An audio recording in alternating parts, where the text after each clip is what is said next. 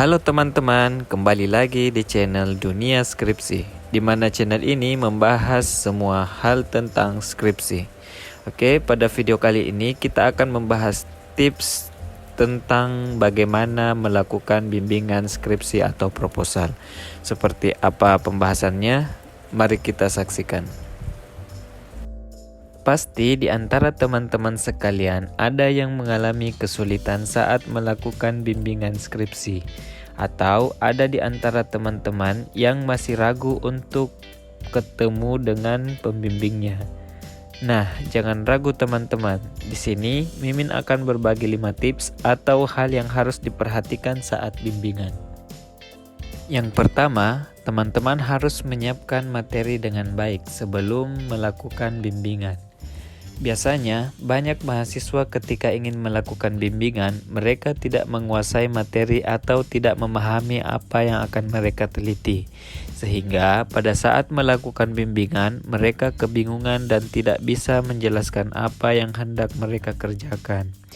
Nah, biasanya hal ini membuat mood dosen menjadi rusak atau bad mood, karena ketika dosen bertanya tentang penelitian Anda, lantas Anda tidak mengetahui atau bingung tentang apa yang akan Anda kerjakan.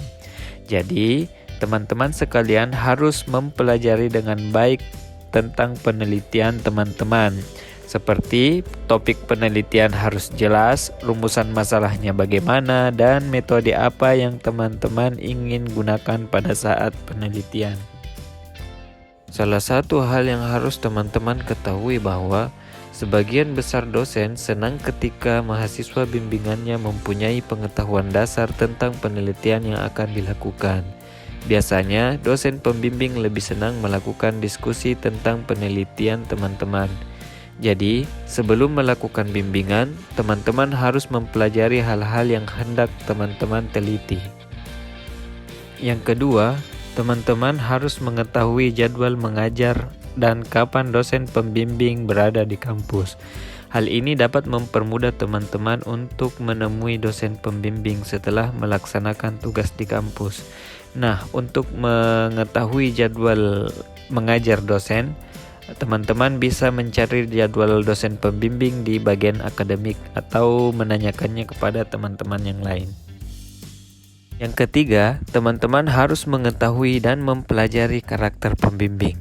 Nah, hal ini sangat penting untuk diketahui. Biasanya banyak mahasiswa yang mengesampingkan atau menyepelekan hal ini. Mereka tidak mengetahui bagaimana karakter pembimbing mereka. Seperti mereka tidak mengetahui hal-hal yang bisa membuat pembimbing bad mood, cara berbicara yang harus digunakan, dan bagaimana tingkat kedisiplinan dosen pembimbing tersebut. Sebagai contoh, ketika kita menghadapi dosen yang disiplin, dosen pembimbing yang disiplin, maka kita harus lebih memperhatikan waktu yang kita gunakan saat bimbingan. Dan berbeda ketika kita berjumpa dengan dosen pembimbing yang mempunyai mood swing atau moodian, maka kita harus mengetahui situasi yang tepat untuk melakukan bimbingan, karena kita harus menyesuaikan mood dari pembimbing tersebut. Nah, dengan mengetahui hal tersebut, kita bisa dengan mudah untuk menjalani proses bimbingan.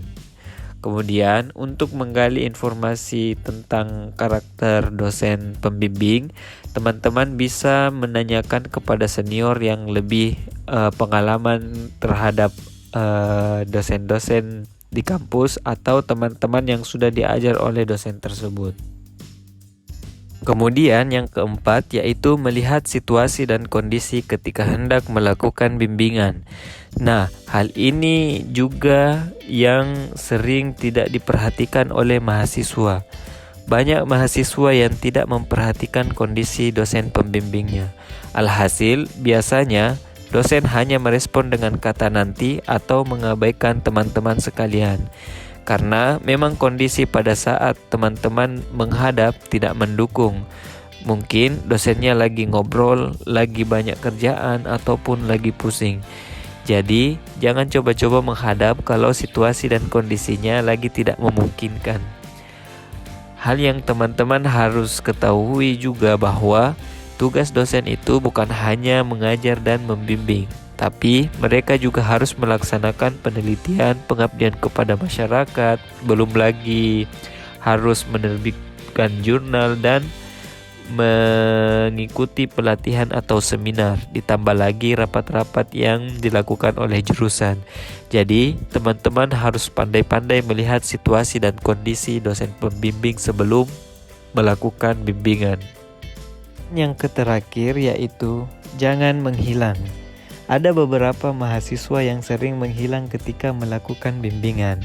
Jadi teman-teman sekalian harus konsisten dalam melakukan bimbingan supaya pembimbing teman-teman sekalian tahu progres atau perkembangan skripsi kalian.